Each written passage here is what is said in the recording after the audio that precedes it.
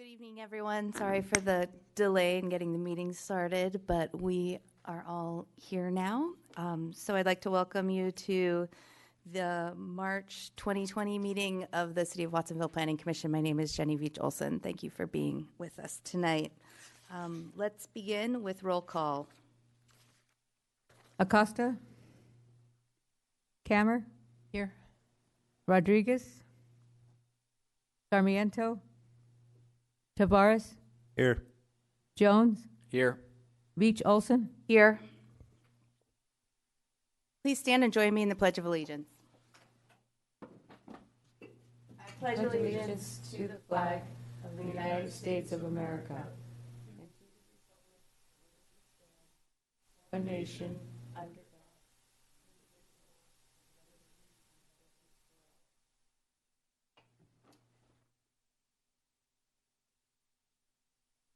Now we have presentation and oral communications. This is the time set aside for members of the general public to address the Planning Commission on any item not on the agenda, which is within the subject matter jurisdiction of the Planning Commission.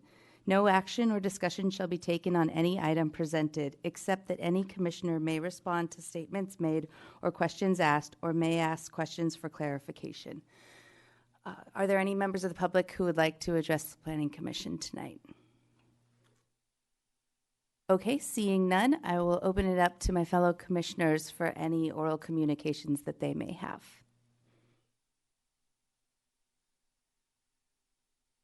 Okay, seeing none, I would just like to remind everybody that the next time the Planning Commission meets, which is March 3rd, 2020, that's Election Day. Please make a plan to vote. The ballots go out in the mail today, and you can return them to any of the boxes either around town or put them in the mail, no postage required. But please make a plan to vote and make sure that all of your registered voter siblings, friends, relatives also vote. Thank you. All right, and with that, we are going to move on to reports to the Planning Commission. This should be particularly interesting and exciting to hear about what's going on. First, we have a presentation of the Complete Streets Plan for downtown. Good evening, Chair Veach-Olson, members of the Planning Commission. My name is Murray Fonts. I'm a principal engineer in the Public Works and Utilities Department, and I appreciate the opportunity to share with you a presentation on the Complete Streets Plan. And then following that, there'll be presentations on, the first one is the downtown plan, the second one is the schools plan, and then Vision Zero. I will start with the downtown plan. The city received a Caltrans planning grant to fund the study of the downtown area and determine how it might be improved to provide complete streets. A complete street is one that has facilities for all users. In the past, city streets were built primarily for vehicles, with pedestrians and bicycle facilities being an afterthought. As the slide says, complete streets are for everyone. They are designed and operated to enable safe access for all users of all ages and abilities. The purpose of the Downtown Watsonville Complete Streets Plan is to develop a plan that improves safety and access for pedestrians, bicyclists, motorists, and transit riders of all ages and abilities. The project area was the downtown Watsonville, as shown on the slide, and involved those road segments that are included in or bounded by Brennan Street, Union Street, Riverside Drive, Rodriguez Street, Freedom Boulevard, and Main Street. The city partnered with Caltrans and the Santa Cruz County Regional Transportation Commission and hired Callender and Associates, who then became Cala, of San Jose to assist with the plan. The city and its partners did significant public outreach as it developed and refined the plan.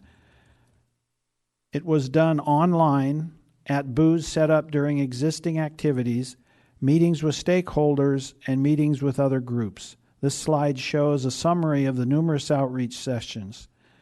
The outreach was done in 3 phases. During the first phase, input was received on the types of complete streets improvements the community would support within the project area. Menus were put out showing different kinds of improvements, and individuals were invited to comment on which they supported. This input was used to develop 3 alternatives for improvements along the Main Street corridor, the Union-Brennan Street corridor, and Rodriguez Street. During Phase 2, these alternatives were presented to the public. Some presentations involved using virtual reality viewers, as shown in the photo here, which allowed an individual to look in 3 dimensions to see how the improvements would be done at a particular area. This input was used to develop the preferred plan, which was presented to the public in Phase 3. I'd now like to share with you the information from the preferred plan for the 3 primary corridors. This is a section view of Main Street. The upper view is existing. That's how it looks today. It's got 4 travel lanes, 2 parking lanes, and 10-foot sidewalks on each side.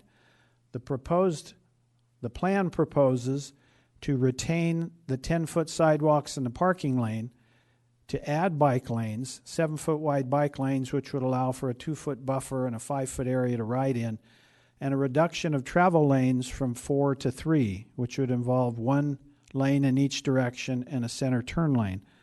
The reduction of a travel lane is called a road diet, so this is a road diet proposal. This is a plan view showing the intersection of Main Street and Beach Street with the proposed road diet. As you can see, it also suggests installing some median islands. On Union-Brennan Street, the existing cross-section, which is shown at the top, has has sidewalks 6 to 10 feet wide, parking lanes, and 2 travel lanes. The proposed project would widen the sidewalks to a more uniform 9 to 10 feet, retain the parking, make the travel lanes slightly narrower, and add what are called sharrows for bicycles to share the travel lanes. This shows a plan view of Brennan Street at the intersection with Maple Avenue. The final corridor, Rodriguez Street, currently has 9 to 10 foot sidewalks, parking, 4 to 5 foot bike lanes, and 2 travel lanes, approximately 12 foot wide each. The proposal wouldn't change the number and configuration of lanes, but it would change their widths. The goal is to create a wider bike lane to 6 feet, which would involve taking a foot or 2 from the existing travel lanes. It would also provide certain improvements on Rodriguez Street near Lake and the Transit Center. In that area, this proposes to add a sidewalk where many people jaywalk, as well as some median islands to help restrict turning movements.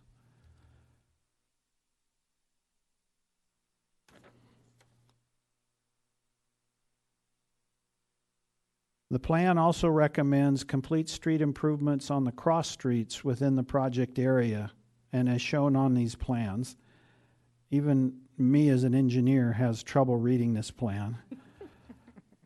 The improvements proposed in the cross streets include sidewalks, pedestrian crossings, and some changes in parking. There's a second plan that's proposed but not shown, with amenities such as street trees, street lighting, bus stops, bike parking, benches, and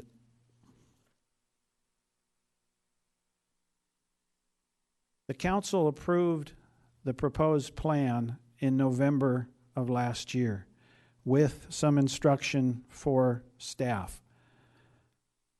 There was much public comment about the proposed road diet on Main Street. Council directed staff to conduct a traffic study to determine the feasibility of the proposed road diet and its impact on traffic in the downtown area. The study will be incorporated into the circulation plan that's being done as part of the downtown specific plan under the direction of the Community Development Department. After the results of that study, it'll be determined whether to move ahead with the road diet or not. Council also directed staff to identify safety projects that don't require the road diet and could be implemented shortly, and to consider ways to fund and construct them. Staff will be presenting an initial safety projects list at the February 25th meeting. And that concludes my presentation on the Downtown Watsonville Complete Streets Plan. I can answer questions. I'd like to open it up to the commissioners for any clarifying questions. The bike lane on Rodriguez, is that is that finished? That it's 6 feet wide, or it's going to be wider than it is, or is it the green lane? We did do our Green Lane project since this was developed. Okay, that's what I thought. Yeah. Because no, I really appreciate that, because having ridden on that, taking that to downtown is really nice to have a green lane there, and so thank you for that, and all the work that you're doing to implement this plan. Thank you.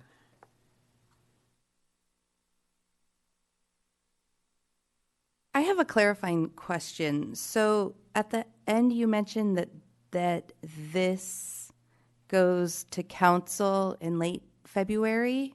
Which part of it, or what's going to council? In November, council approved the plan. Mm-hmm. So the documents that I've shown you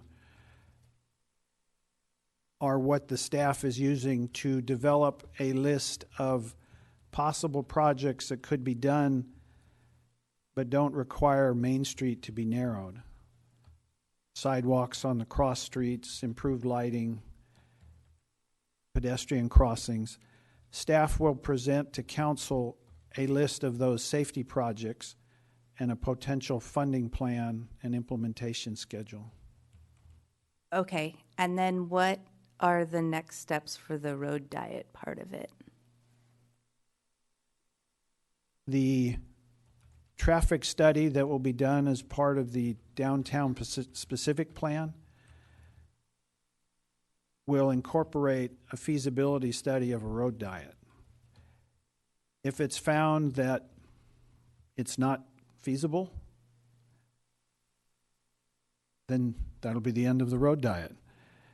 If it's determined that it can be done, but there are certain mitigations that need to be done, if improvements need to be done on side streets, or the impact would be to a certain degree, I'm sure there'll be more discussion before any plans are made to move forward. I would just add that bear in mind that these are considered conceptual, Mm-hmm. and then since it's a Caltrans facility, they would ultimately be deciding whether or not to allow for a road diet, and that's where the traffic study comes into play, just to demonstrate what would be the implications of taking out, say, 2 travel lanes, what would it mean to traffic flow on Main and adjoining streets, and showing what operational changes might be needed, and so on and so forth, to consider such a project. Any other questions on the Complete Streets Plan? Great, thank you. I think we can move on to the next one.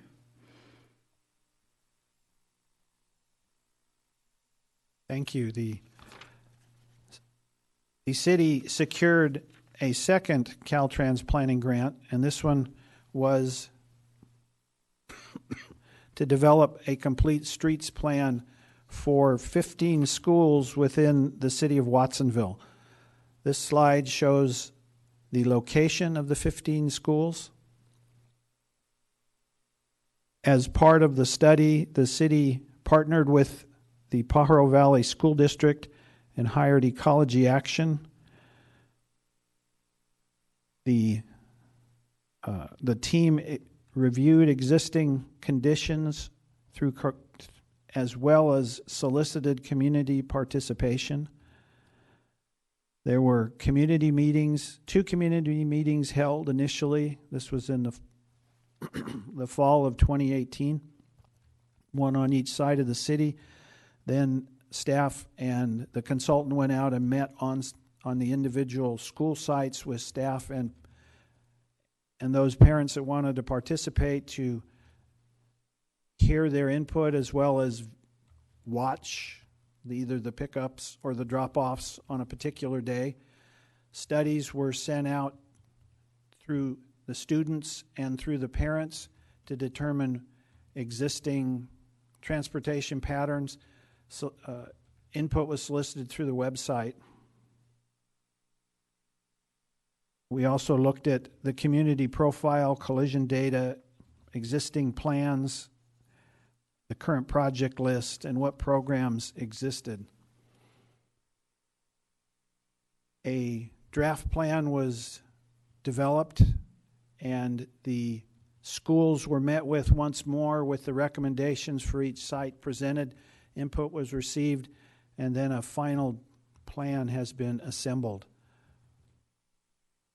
The plan has 2 groups of recommendations. One group is citywide, not particular to an individual campus, but things that could be done throughout the city to encourage bicycling and walking by students and by the general population.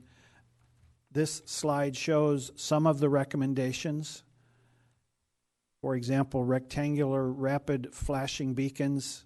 There are some already installed on Riverside, on Main Street near the plaza. These give a pedestrian a chance to push a button to notify motorists that they want to use a crosswalk. Another method of providing safety for pedestrians are what are called curb extensions.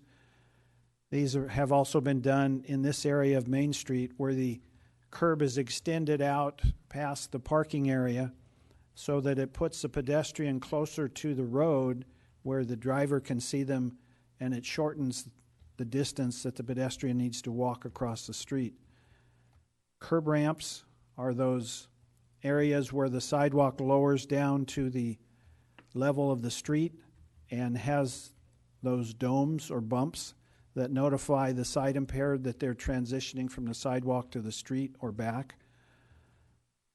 Leading pedestrian interval exists on most of the city's traffic signals. It allows the pedestrians to get a 2 or 3 second start before the light turns green for the cars. And then a compact roundabout is a smaller roundabout, such as the one on Pennsylvania and Clifford. The heart of the study includes recommendations for each of the school sites. This is an example of the recommendations for Radcliffe School. You can see on the left that they have a profile of data that describes the school itself. Radcliffe is a kindergarten through 5th school. They have 530 students. Students living within a half mile of the school is 89.6. That's a very large percentage. Students receiving free or reduced lunch, 91%. Boy, if I can't read it, you can't read it either, can you? Students using active transportation is 51%. This map is called a heat map. The red areas are where there is a higher density of students. The yellow is a lesser density. The green is even lesser, and then the white is no students at all. If you look carefully, you can see a little tiny school toward the middle. That's where the campus is. So many of the students live within a half mile of the campus. The slide on the right includes data from the parent survey. Top 5 issues for Radcliffe parents. Many were concerned about the distance from home to school that influenced whether their students walked or were given a ride. Concerns included speed of the traffic and other things. There was also crash data in the lower right-hand corner, shows a summary of the crashes that have taken place with different symbols denoting fatality, serious injuries, or lesser injuries, and whether they were bicyclist or pedestrian. These crashes do not reflect vehicle-to-vehicle crashes, but just bikes and pedestrians.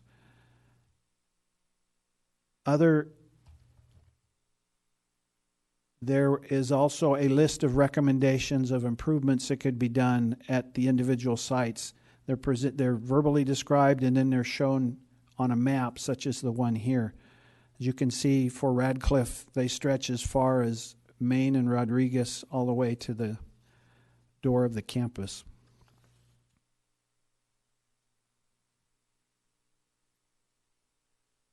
So these a set of recommendations was made for each of the 15 schools. Those recommendations that we just looked at were primarily infrastructure recommendations. These are things that would be built. Another group of improvements are non-infrastructure. These are programs, policies, or campaigns. Examples would be a traffic safety education campaign held on campus, police making targeted enforcement, say for distracted driving or riding a bike without a helmet, providing crossing guards, holding bike or walk to school events, developing carpooling programs, or aligning metro bus schedules with school start and release times. These are just some of the recommendations. Some would be implemented by the schools, some could be implemented by the city, and some by different groups or organizations. The plan also includes a prioritized project list, recommendations for funding sources, an implementation schedule, and a reporting and maintenance schedule. And again, this is a planning document. It lays out what opportunities are ahead, but it doesn't set a policy or a schedule. The next steps, this plan will be presented to the City Council on the 25th of this month. If the council approves it, staff will identify projects that could be incorporated into existing projects. If we're reconstructing a roadway and we can add bike lanes or add enhanced bike lanes, then that would be something of including an existing project. Projects that could be done with existing funding, or how we could package these to go after a particular grant. One of the advantages of these kinds of planning grants is they are set up so that when you have done them, you have things ready for a grant application.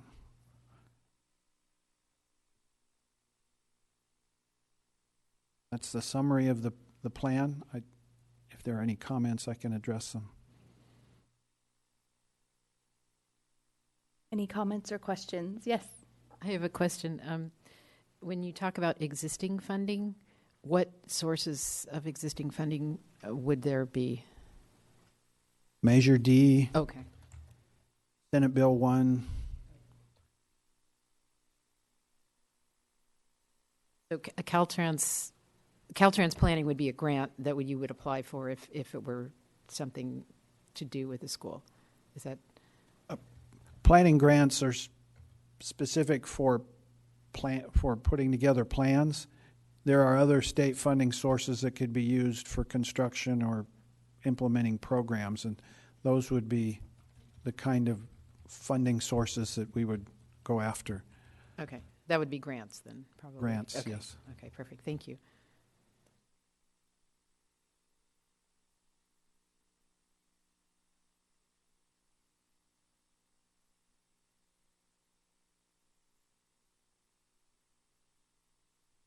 All right, thank you.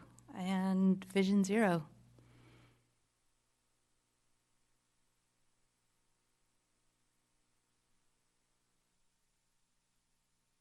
Vision Zero is a worldwide strategy to eliminate all traffic fatalities and severe injuries and to ensure safe, healthy, and equitable mobility for all.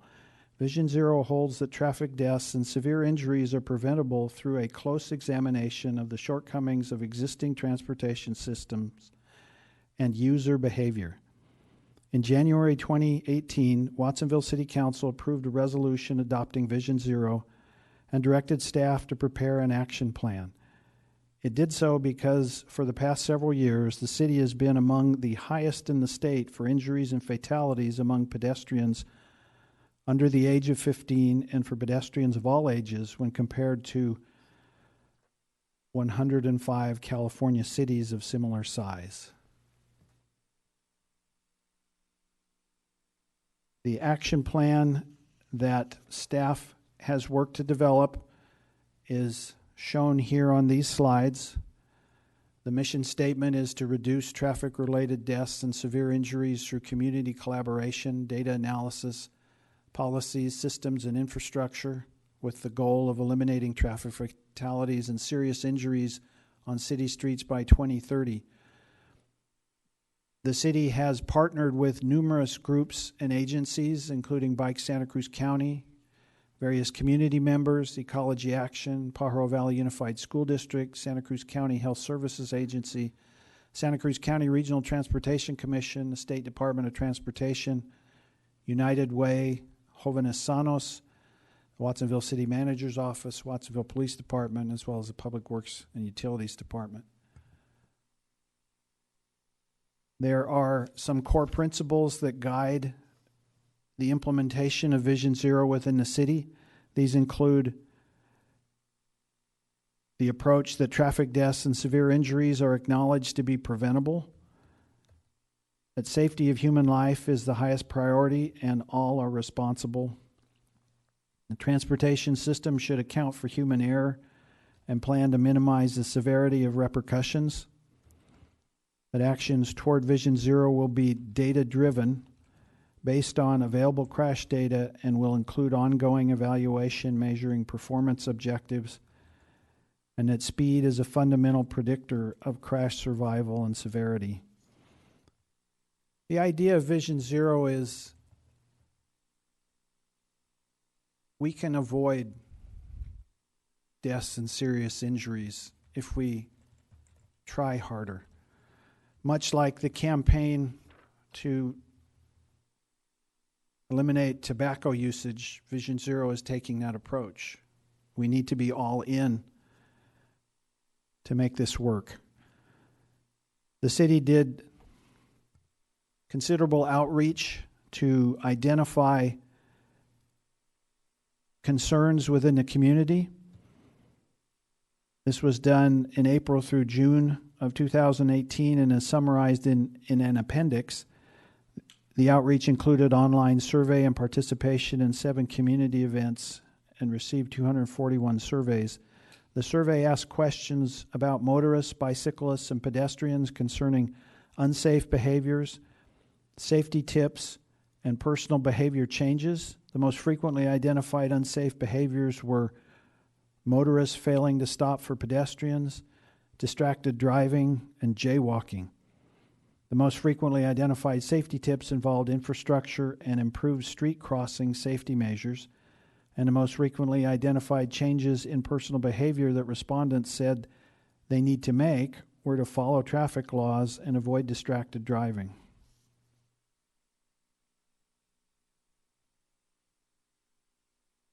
Vision Zero includes a data analysis component. This is a portion of the analysis that was done recently. It shows the times when injuries and fatal collisions occur most often over the course of a week. The darker the color, the more frequent.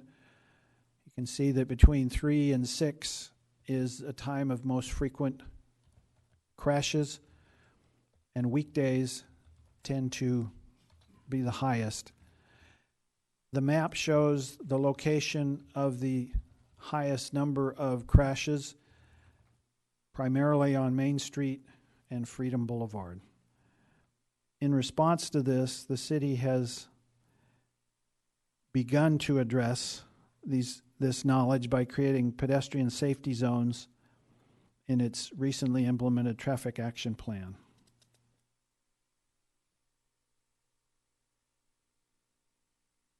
Vision Zero also puts together a list of action items to be addressed. And among those action items is a priority list of those that would be focused on initially. The goal is to create more awareness and to take advantage of resources that we already have. Vision Zero doesn't come with a budget, so we're working to coordinate these goals and items with our existing programs and resources.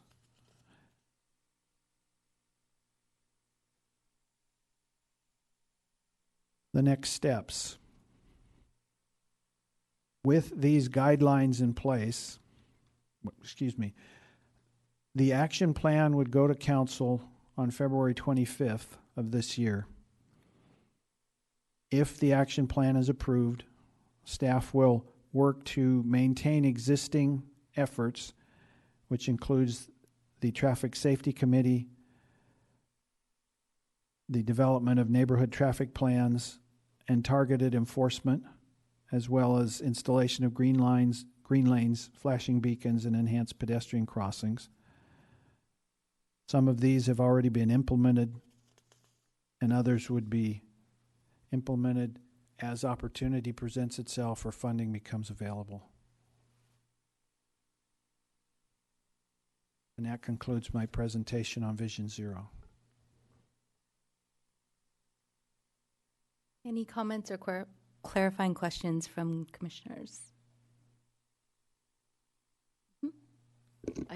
I want to thank you, Engineer Fonts, for the presentations.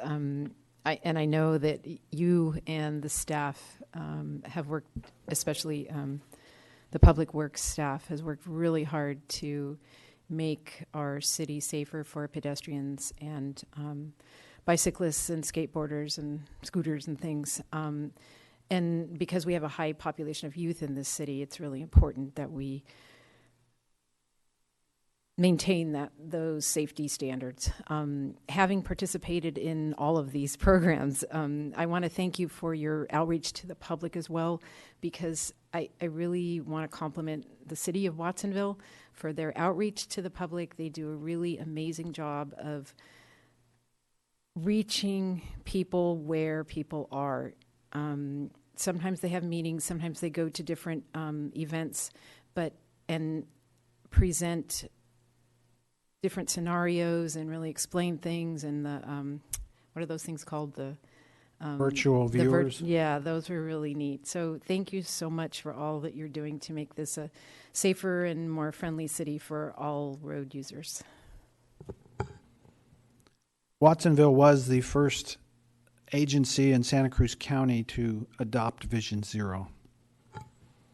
I also want to say that if any commissioners want to participate, or anybody in the public wants to participate, the Vision Zero plan is being looked at by something called, at the moment, we're called the Bike and Pedestrian Work Group, South County Bike Pedestrian Work Group, and we meet on every other Tuesday. We'll meet next March, the first Tuesday in March, which would be the 3rd, busy day, and in the library at 10:30.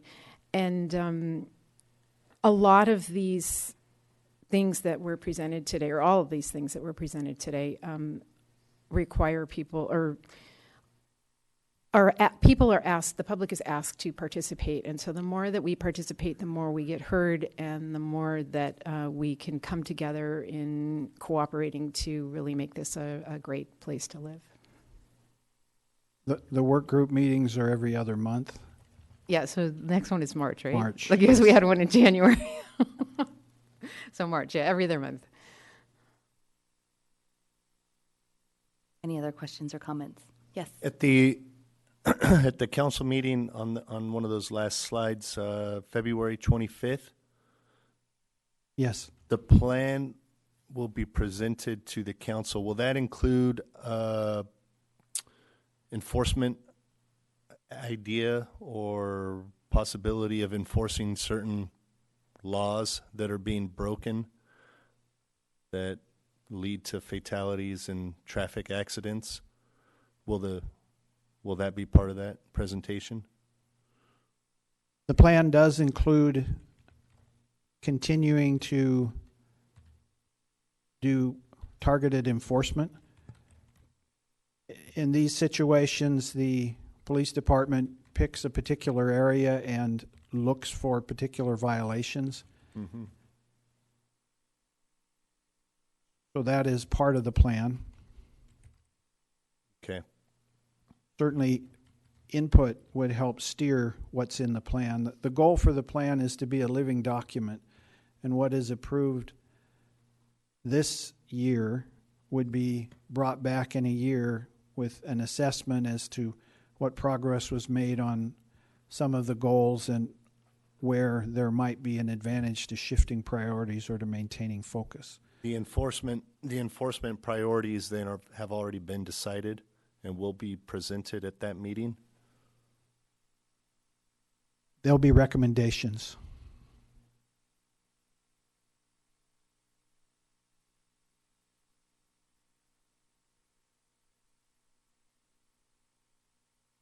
I too would like to thank the city staff for all your hard work on these initiatives, and I know that they are years in the making, and I too applaud the way that the community has been invited to participate in the process and how proactive that you all have been in soliciting feedback. I know that that is a challenge and can be particularly grueling, but there have been more than ample opportunities, and so I thank you for your dedication to moving these plans forward and to creating a safer, more vibrant community for all of us. So thank you. All right, and with that, I think we'll move on to our public hearings. The first one this evening is an application for a special use permit to allow the establishment of an off-sale general Type 21 license under new ownership for an existing 775 square foot convenience store, Lelo's Liquors, located at 338 East Riverside Drive, filed by Eduardo Casillas Cervantes, applicant and property owner. So I believe we will begin with a staff report. Good evening, Planning Commissioners. My name is Sarah Weichel. I'm an assistant planner with the Community Development Department, and at this point, probably an alcohol planner as well, because that's all I've been bringing so far. Tonight, we will be discussing a special use permit application to transfer an existing Type 21 ABC license to new ownership at 338 East Riverside Drive. So I will be doing a brief overview of the staff report. First, I will discuss the project location, and then I will go into the proposed project and discuss applicable city standards and procedures to process this application. Then I will also discuss conditions of approval for the project and findings required to support this application and recommend approval. The project location is 338 East Riverside Drive. It is located across the street from Watsonville High School along State Route 129, and it is zoned a single-family residential and has a general plan designation of residential high density. And surrounding the property, as you can see, is residential uses, and across the street again is an educational use. So for a brief background and project description, again, the requested entitlement is a special use permit application, or use permit, excuse me. And the proposed project is to establish an existing Type 21 ABC license under new ownership. And that is an off-sale general ABC license, which allows for the sale of beer, wine, and distilled spirits. I also want to discuss the non-conforming uses and structures section of the Watsonville Municipal Code, because that was something that staff needed to look at when processing the application. So the main thing I focused on in the staff report, and I want to focus on here, is that it is a legal non-conforming use. So the current convenience store use is not permitted in the R1 zoning district. However, the use has been established and has not ceased operation, and it was lawfully established. So In terms of looking through the Watsonville Municipal Code, any lawfully established use may continue, and the proposal before you today, again, is just a transfer of an ABC regulatory license. There are currently no other modifications proposed, and no expansion of the current use will be taking place with this transfer.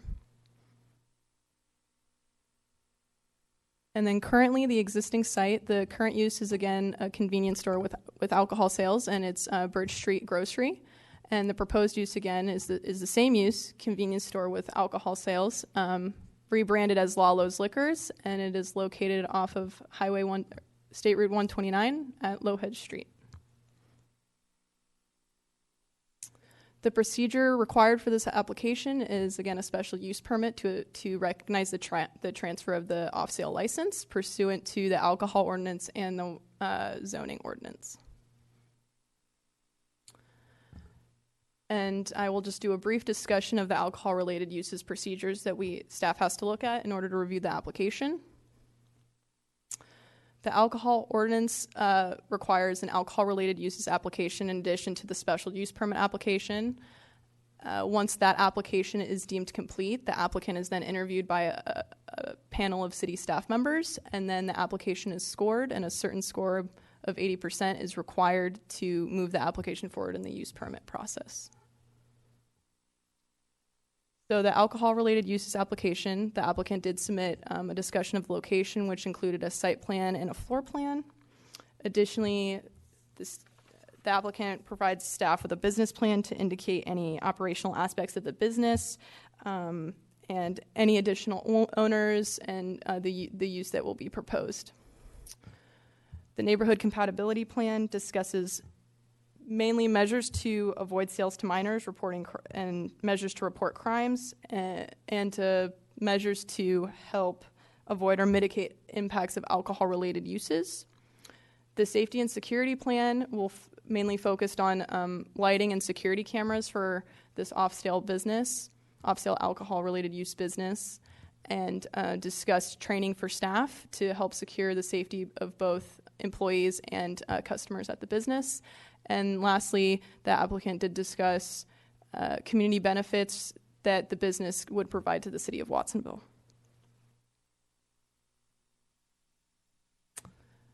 So staff was able to deem the application complete, and we had an interview with the applicant in December. And the panel interview included representatives from the city manager's office, the director of finance, the community development director, the fire department, and the police department, and a score of 80% or greater is required from both the application materials and the interview process to allow the applicant to continue in the use permit process. And I will note in attachment 4, there was a little issue with some of the math. I apologize. That has been fixed for the project file and will be updated.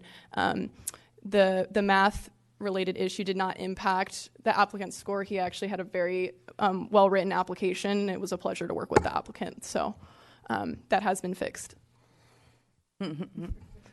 Planners aren't always good at math. I'm working on it. So some of the conditions of approval associated with the project, the ABC conditions of approval are incorporated by reference into this use permit. Additionally, there are measures for premise monitoring to make sure that any nuisances are mitigated or avoided around the premises. Staff also looks at and conditions window obstructions. So for safety concerns, the police department wants to be able to see into an alcohol-related business, and planning also has requirements regarding window signage or marketing materials for businesses. And so that's bundled in so that there's adequate visibility both for staff and customers as well as the police department. Lead training is required for all business owners and employees within 90 days of the use permit. That's the licensee education on alcohol and drugs training offered by the ABC, and that documentation is forwarded to staff. And then lastly, there's a condition of approval, among many others, related to signage, just to indicate that alcohol sales will not be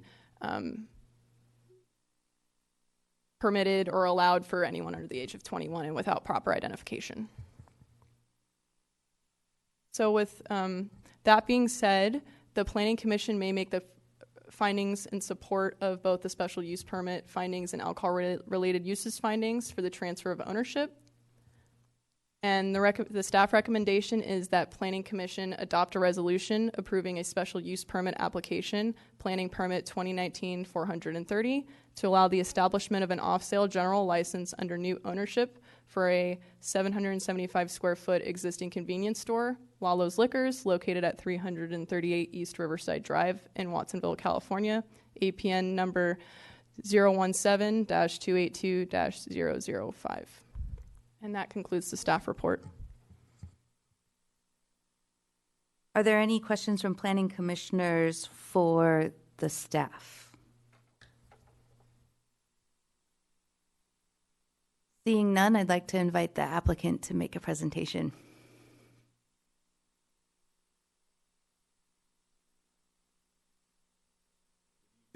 Planning commissioners. My name is Eduardo Casillas Cervantes. My nickname is Lalo in Spanish, so hence the name Lalo's Liquors. And I started working at Barcy's when I was 16, and I had a lot of great mentors and stuff and enjoyed the business. And I guess always dreamed or thought if there was ever an opportunity to purchase a store, you know, I would pursue it. And it took a while, but, you know, these opportunities don't come around that often, so I feel fortunate to have the opportunity to, you know, take over the store and connect with the community, the neighborhood, and have fun doing, you know, what retail in a convenience store is. You know, I'm a people person. I enjoy dealing with the public, and I look forward to, you know, serving the community and participating in a lot of the events that, you know, becoming a member with the Chamber of Commerce and seeing all the fun events that Ms. Shaz Roth puts together, and, you know, be able to just become a member of the business community. Like I said, just do what I can to help out in any way with the community. You know, as far as one of my biggest concerns is the homeless people, and I'm always wonder how they do it to grab a meal and so forth, and I want to kind of help out with the programs that the city does to provide for them. So that's one of the biggest things that I want to do. Thank you. Any questions or comments from commissioners? I noticed in the report that there's is it a one-bedroom unit attached to the? Right. Do you live there? Is that somebody lives there? Is that correct? Well, I currently reside there, but according to the health department, I have to add a bathroom for the business. Okay. And until that happens, and I can't legally live there, so I've found an alternate place to stay until I can get the bathroom installed. But you do plan to reside on the property? Eventually, yes. Okay. Just temporarily. It's just one of those things, you know, just to get the business going and so forth. And I hope to become a homeowner, and I mean that's another one of the contributions, you know, that I plan on doing.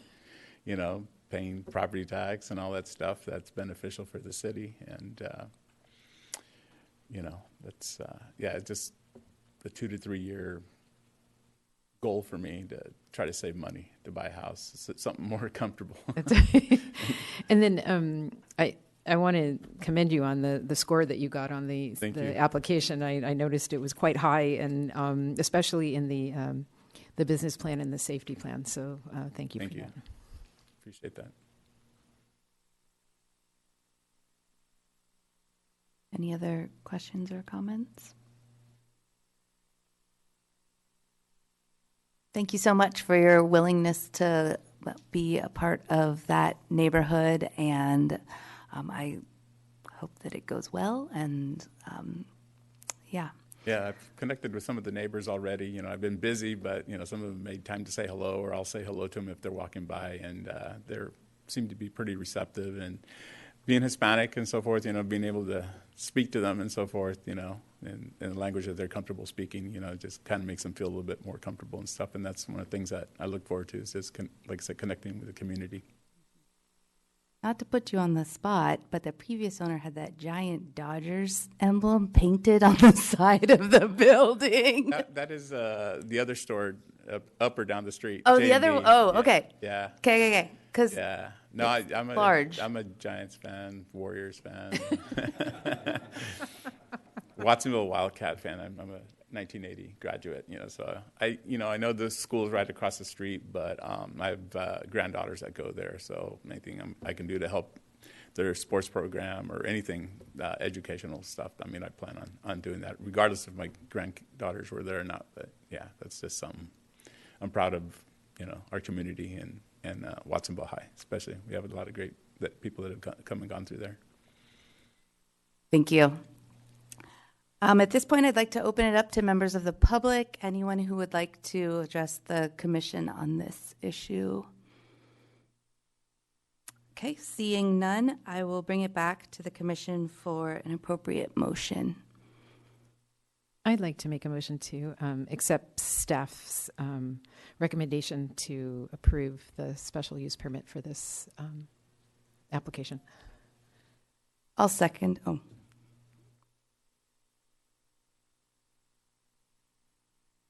Is there any additional deliberation?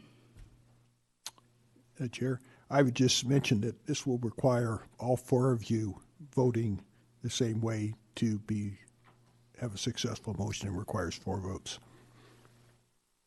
Thank you for that clarification.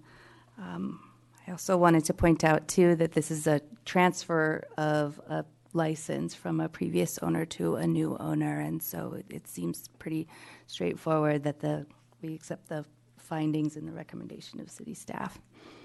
So with that, I would like to call for a roll call vote.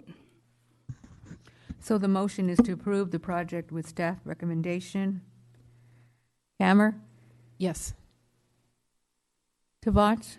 Yes. Jones? Yes. Beach Olson? Yes. Motion passed. Congratulations. Okay, and our second order of business for this evening is an application. We're going to play musical chairs. An application for a major variance to allow 3 menu type boards totaling 35.68 square feet in aggregate area for the drive-through facility on a 2.4 acre parcel located at 73 Lee Road within a 7.3 acre site approved for hotel, restaurant, and retail development, filed by David Ford with all sign services applicant on behalf of J&H Retail LLC property owner. I'd like to begin with a staff report. Good evening, Chair, Planning Commissioners. I'm Justin Meek, Principal Planner for the City of Watsonville, and I'll give you tonight's report on this matter. Just by way of overview, I'll give you a brief background on the project site, and the reasons for this request. I'll touch on some plan check comments that were given for the current development that's underway. That explains how we got till today. The process for what's involved with a major variance.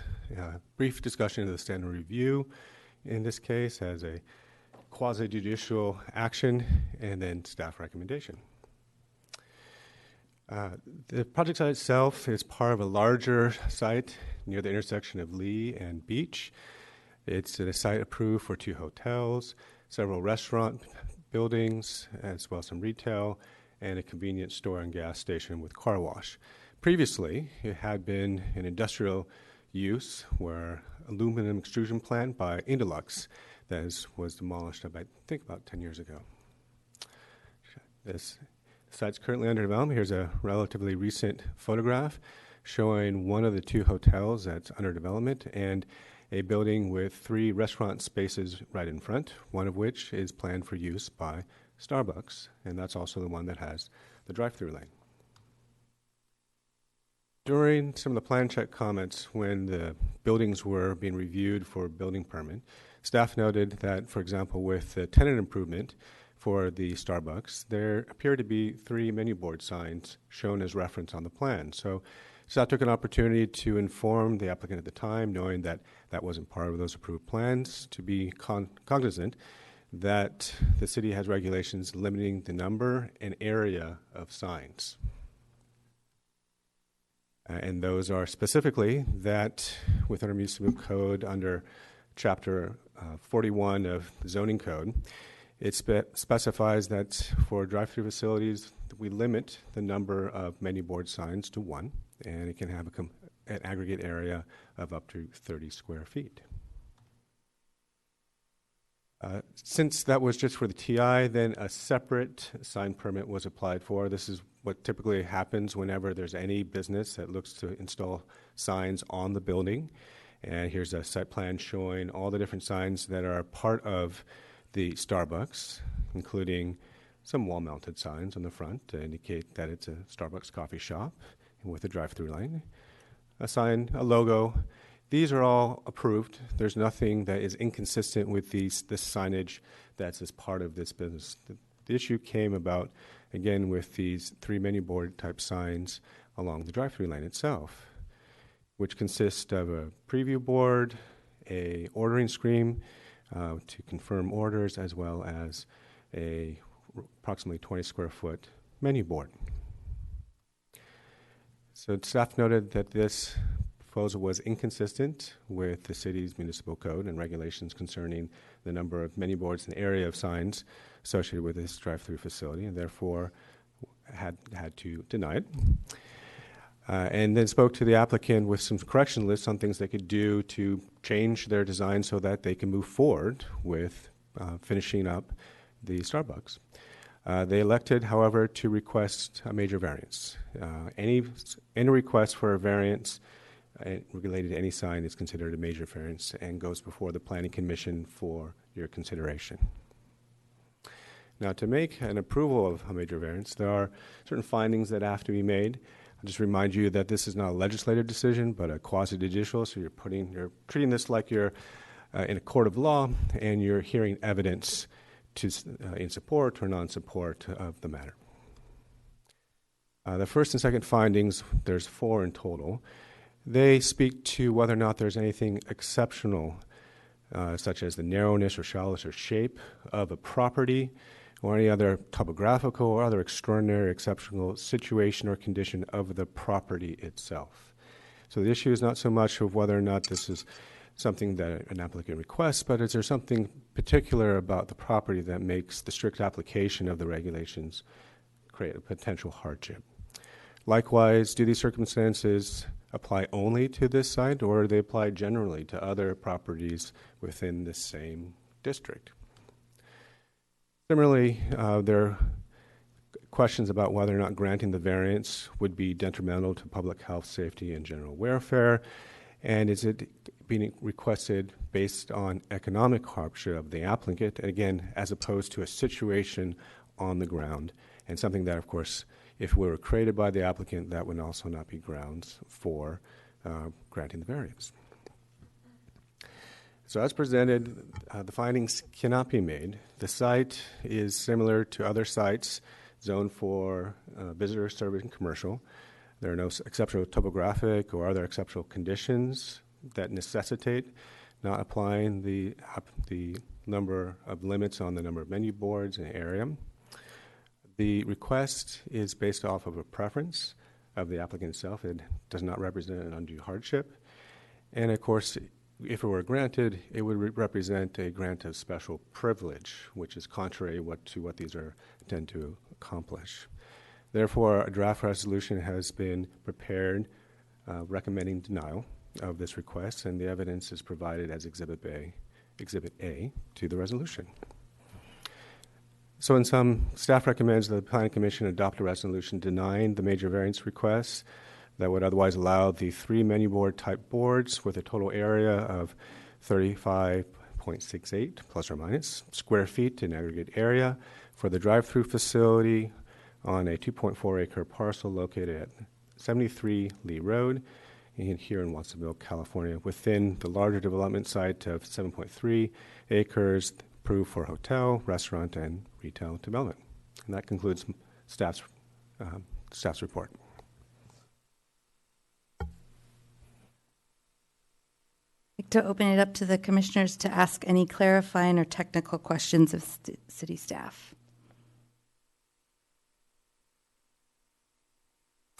Upon seeing none, I would like to invite the applicant to make a presentation, if there is one.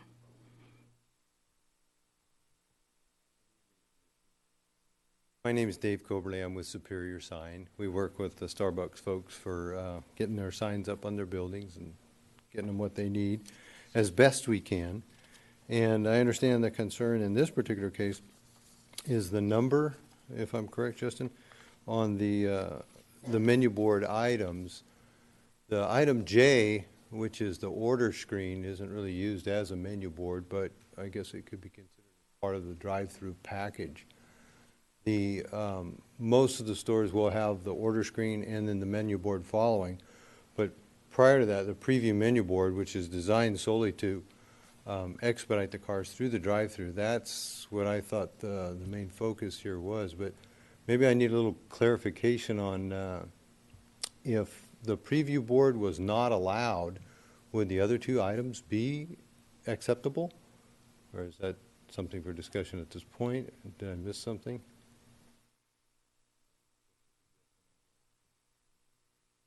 Well, I'm surprised you're bringing this up here. I apologize.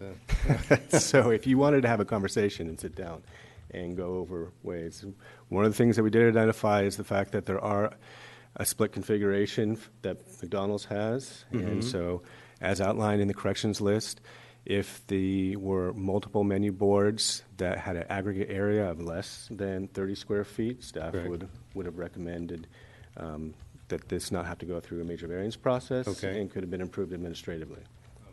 Because I'm looking at this as the major menu board at 20 square feet plus another 6 square feet, and I thought we were under that 30 square feet. If the order screen in the middle of the display there, item J, is considered a menu board, then I understand. And I apologize for not being up to speed on that. But that's kind of where I'm at. And so if you can help me get through this and let me know what could happen. So just to clarify, the application quote was to allow 2 menu boards and 1 order screen totaling 35 square feet. That was the application. Okay.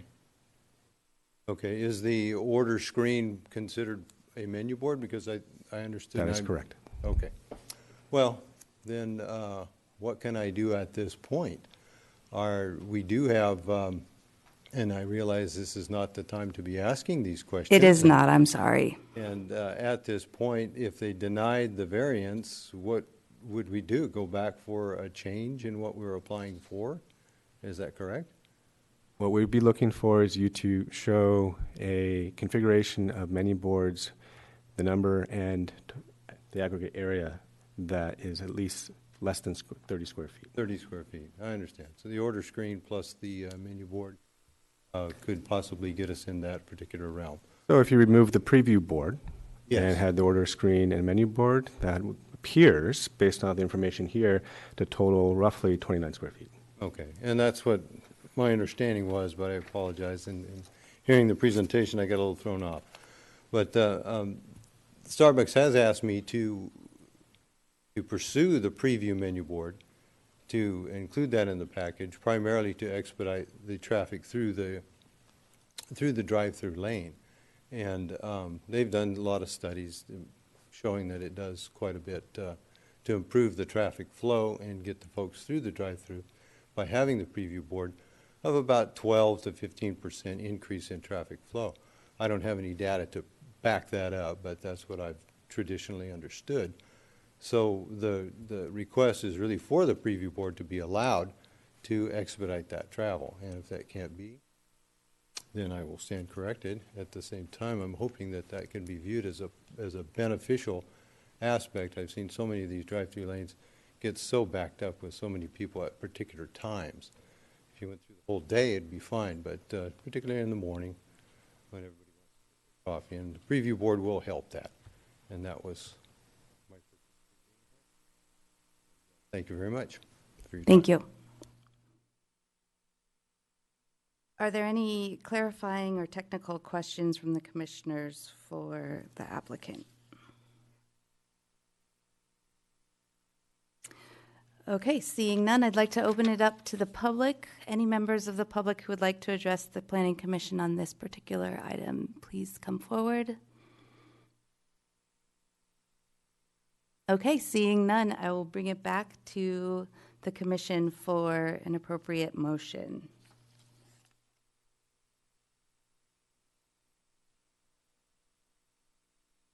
I'll remind the commission that we need to make a motion and second it in order to then deliberate.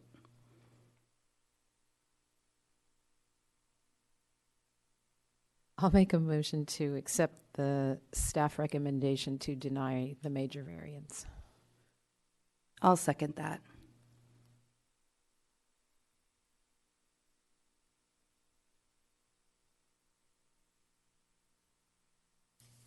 And this is open for deliberation.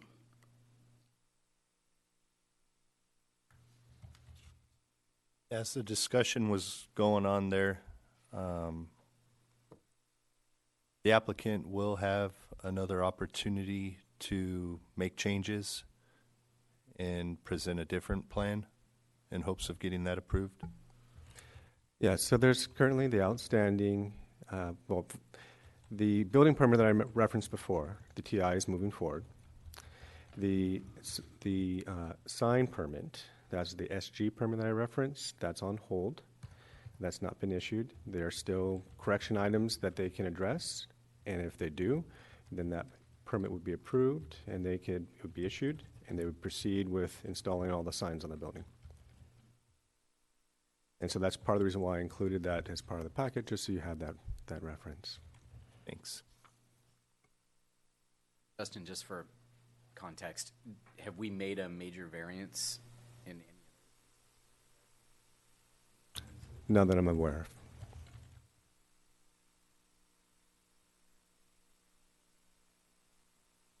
I also want to say that I will just offer, sorry, just real quickly to your point, did provide an example of a sign application. The roadway sign, for example, is an example where you have a special topographical situation where you would not be afforded to be able to see that sign without a variance from the height limit. So that's an example of when not using the strict application, in that case of a height limit, would be appropriate. Thank you. Oh, no, that's okay. That the findings that staff has presented us with are sufficient to follow their recommendation to deny the project. They're thorough and there doesn't seem to be, the land area is not unusual, like you made the reference to the roadway sign where it needs to be higher because the highway is above, so people can see that sign. There are no special land form conditions like that, and so it really seems like the findings are sufficient for denial of this project.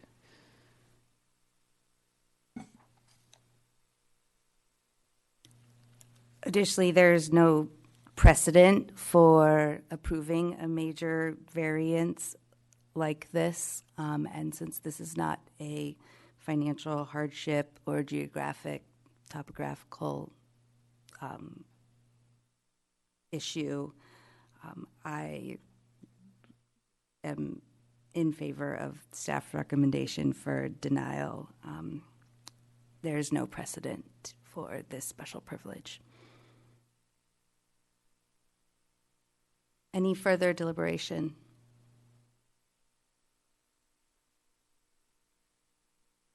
Seeing none, I'll call for a vote, please. The motion is to accept staff's recommendation of denial of the project. Kammer? Yes. Tavares? Yes. Jones? Yes. Beach Olson? Yes. Motion passed.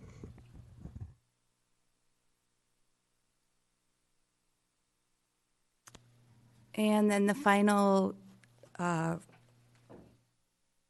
finally, we'll have the report of the secretary, which actually I believe is going to be procedures for electing the planning commission chair and vice chair, which I believe the city attorney is going to review quickly for us. I think Justin and I will probably tag team a little bit. He probably has a few things to say. First of all, I apologize for being late. I had a doctor's appointment. I arrived 20 minutes early. He was 20 minutes late. It's my annual checkup. He took an hour and a half with me. He found nothing wrong, so I'm here. So. Yay, clean bill of health. That'll please some and displease others, but anyway, things are good. So in anticipation of next month's meeting, which I thought was actually this month, but it's next month, when you have your annual election, Susie asked me to kind of walk through the anticipated process, which is, as I recall it, and as the minutes have it, the same as last year. And basically, the secretary conducts the election. It's a public election. You vote out loud in front of the public. The nominations start with the chair. You go through the process with the chair. Once that's completed, you go through the process with the vice chair. Any member of the commission may nominate themselves or any other member for either office. Nominations do not require a second. More than one person may be nominated for each office, so one person could be, during the first round, could be nominated for chair. A second person could be nominated for chair. Even a third person could be nominated for chair. After all the nominations are concluded, someone makes a motion to close the nominations, and assuming that the decision to close is successful, then the board can discuss the nomination, speak in favor of individuals. No person nominated is required to accept their nomination. Any member may decline their nomination and may or may not state a reason for declining. It's up to them. Any member may speak to support or oppose any nomination after the secretary polls the commission to determine if the discussion about the nominees is concluded. So they'll say, anyone else want to speak? And if everyone is completed, then there is a vote called, and the person with the most votes is elected to that office. If, for example, there are nobody gets 4 votes because it's split up, then you typically would take the 2 highest voting candidates, and then you go to a second round, and then presumably at that time somebody would have 4 votes.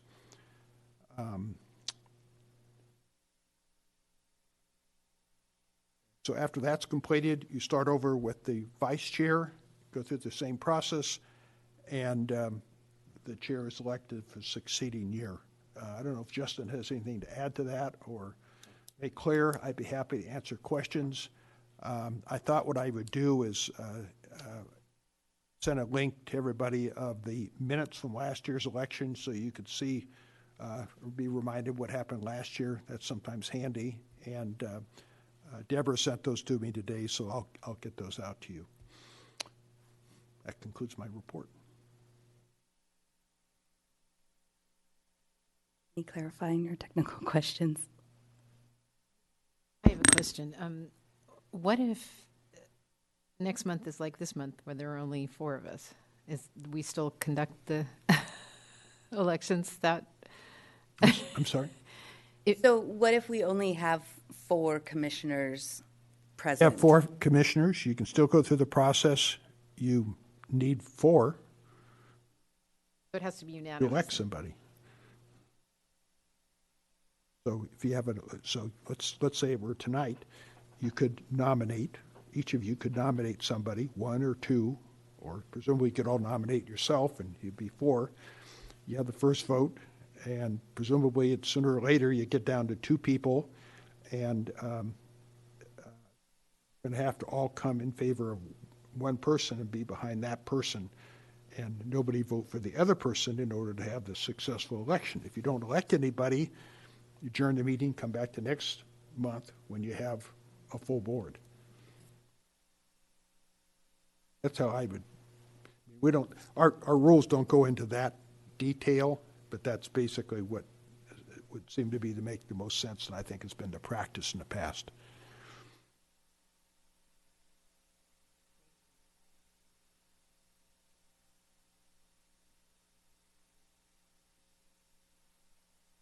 Any other questions? You have comment? Oh. All right, thank you. And with that, I will adjourn the meeting. Thank you, everyone. Good night.